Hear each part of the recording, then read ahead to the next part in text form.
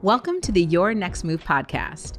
Today, we are going to be talking all about coffee chats. And no, I'm not talking about cute coffee dates at your local shop. That may be what's happening, but I'm talking specifically about career coffee chats. Specifically, these dates that you're having with professionals in your network, looking to get to know them, engage them, and get the information you need to move your career forward. So whether you are listening or watching right now, I hope that you have coffee in hand. And let's get into it. So I've broken down these coffee chats into 5 key categories to make this concept just a little bit easier. But first, I want to define what a coffee chat is for anyone who may be new to this concept. So what is a coffee chat? Basically, it is a brief conversation or meeting. One of my pet peeves is when professionals reach out to me and be like, well, Kim, I don't even drink coffee. I don't want to do it that way. Y'all, I don't care if you are going to drink tea, get a bottle of water. You can sit there thirsty for all I care. The goal is to get on someone's calendar and get time to meet with them. You don't have to actually drink coffee. These conversations are the time for you to get to know someone in your network. They're essentially workplace dates. Sometimes you may have quick dates over a cup of coffee. Other times it could be over a meal. Whatever it is, this is really your time to engage with the individual and get to know them better. And the same way that you'd have a date, a romantic date, these are your workplace versions. And many times when we think about romantic dates, we know that that first date is getting to know you. Essentially, do I want to see you again? Would I like to stay in contact with you and explore what this relationship would look like? We forget sometimes in the workplace that when we have these relationships, we do that one coffee date and then we just let it go. And we don't think about how to keep in contact with that person to continue to build the relationship. We think, well, what else am I supposed to talk about? Which is why these 5 categories of chats are so important. Everyone normally starts with an introductory conversation, but we need to take it just a little bit further. So as you're building your relationships, I want you to think about these 5 ways that you can continuously get in front of people in your network to deepen that relationship. In the same way you would a romantic relationship where you may have a coffee date, you do a dinner date, maybe you'll go play some Top Golf. This is the same version, but in the workplace. So number 1, this is the coffee chat that most of you have had, whether or not you're calling it a coffee chat or not, but this is what I like to call the getting to know you. This would be the closest thing to just a little coffee date because this is where you get to know the person on a surface level. You ask simple background questions to connect with them and really start to understand who they are before getting into any meatier questions. Essentially, this is this even someone you want to keep in your network? Do you want to explore? You don't have to go for the gusto and get everything out of this meeting. The goal is just to learn a little bit more about this person. What makes them thrive? What makes them tick? What makes them someone you want to cultivate a relationship with beyond what you currently know?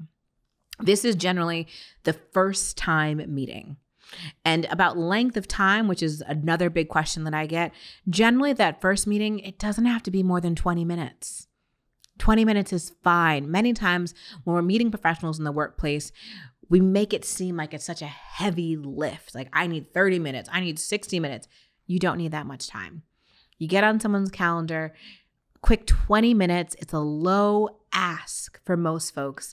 So many times they're more than happy to meet with you for a quick meeting just to get to know each other. You ask 3 to 5 questions during that time about their current role, the challenges they may have, how they got there. And by then you can wrap the meeting and just say, I really enjoyed this conversation. I'd love to keep in touch. Would you mind if I schedule some more time with you in another few weeks?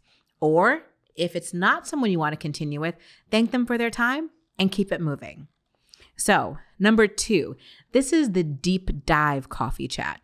This is when you have a specific topic in mind that you want to learn more about. It could be about your short-term or long-term vision. It could be about a thought leadership topic, whatever field both of you are in, so about their expertise. An example for this, I'd say, is maybe you're moving into a new industry and you want to have a specific conversation about the skill set that is used for a role you're applying for.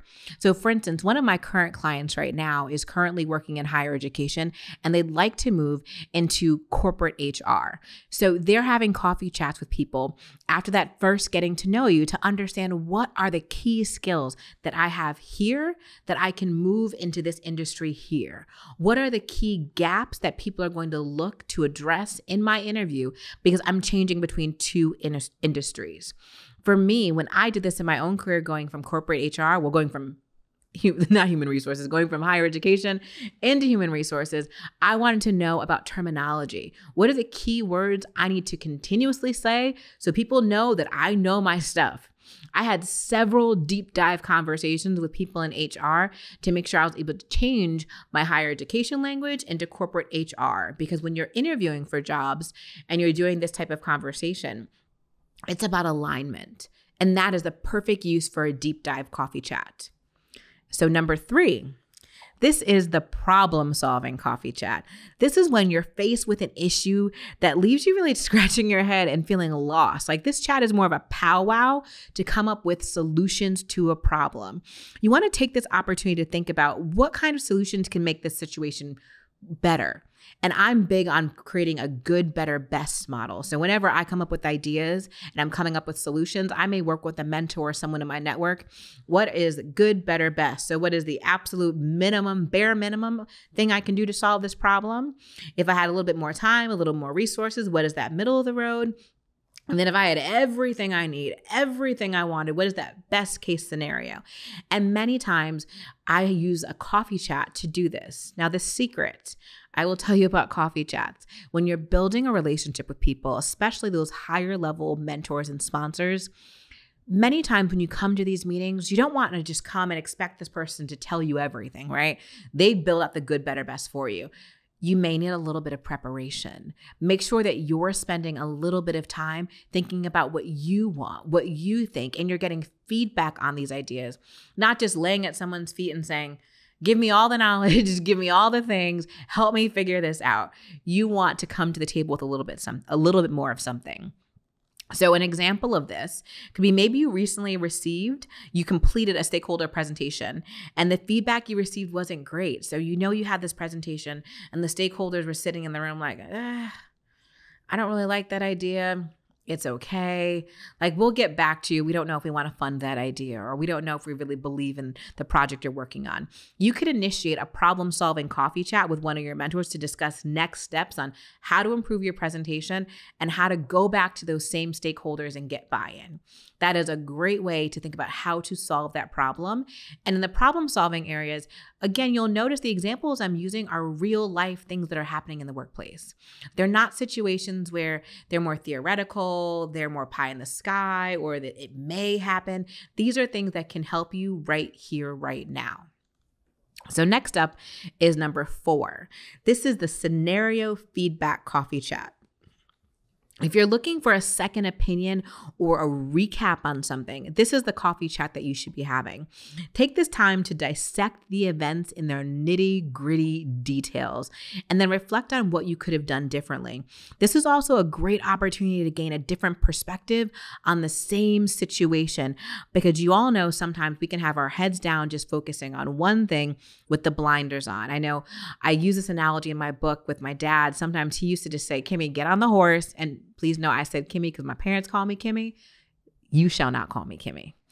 I don't go by Kimmy, but my dad would always say, Kimmy, put your blinders on, ride forward like a horse. When you think about a blinder, like, and the horse is riding, literally they cannot see anything but going forward. Many times in the workplace, we only see our own perspective. But what's important is that we start to understand, how could someone else have experienced you? How can someone else be impacted by what you did, what you said, the projects you're working on? So this is more of a dialogue, more of like a scenarios of what are the other outcomes that could have happened. An example of this chat could appear similar to the problem solving, but this is just a little bit different because this could be before you present something to the public. So let's imagine you have a big upcoming meeting with a lot of senior stakeholders. However, You don't want to have the experience where your idea is not received well. So when we're talking about the scenario feedback, you can work with someone before that meeting, talk to the different stakeholders at that meeting to get their feedback before the presentation.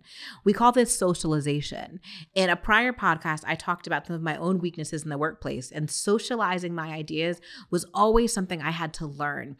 Again, just like my dad said, I had those blinders on. If I know what I want to do, I would want to run and just drive the result and everybody just get on board because I felt like I knew what I was doing. However, in many business places and many workplaces, it's really helpful that you get feedback from other folks so that when you get to the meeting, everything is in alignment and everybody's already bought into who you are, your idea, and what you're doing. So you're able to get that, what I call scenario feedback, in one of these coffee chats.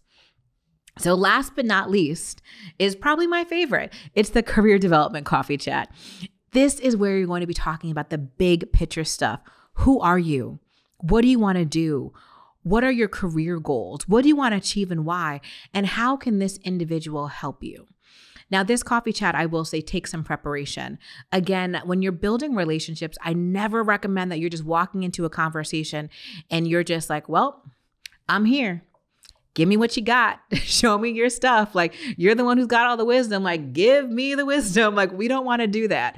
We want to make sure that you're preparing questions and you're thinking about who you are, what you bring to the table. Even if you're confused, come up with a few different ways to ask the questions. Share what you're confused about more tangibly. An example I give is many of the clients who I've worked with may be transitioning into different careers, and they're not quite sure where they'd like to go. So they're like, okay, maybe I could see myself working in talent acquisition. I could see myself doing some consulting. I also could see myself doing some project management. They could easily come into a meeting and say, I just don't know what I want to do. But they actually do know what they want to do. They want to do talent acquisition, corporate consulting, or project management. So go to the meeting sharing those things to get feedback. Or maybe when you're doing this career coffee chat, you may have one meeting with someone in talent acquisition, one meeting with someone in consulting, and one in project management. So you're tailoring your conversation. In a career coffee chat, the key here is that you're getting information that you need, but you're also presenting the best version of yourself so someone can see you, someone could want to help you, someone is excited to buy into your story. When we come into these chats, especially as mid-career professionals and older, we want to make sure that we have some idea of who we are. We don't want to just dump our stuff and tell someone else to figure it out. In my book, I always say it is up to you to change the trajectory of your career, which means you need to prepare for these conversations. And it just takes a little bit more time and thought. So as we're coming to a close, the next time you're about to ask someone for a coffee chat or someone is taking you out on a coffee chat, I want you to think about these 5 categories. Which coffee chat are you having? Is it a getting to know you? Is it a deep dive? Is it problem solving? Is it a scenario or feedback? Or is this a career development coffee chat? And move with intention in these meetings. It is critical when you're building or looking to improve relationships in the workplace.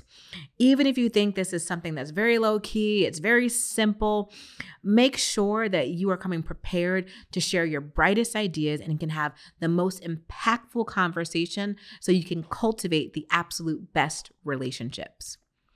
With that, I hope that the next move you make in the workplace is your very best move. And let me know how your next coffee chat is online.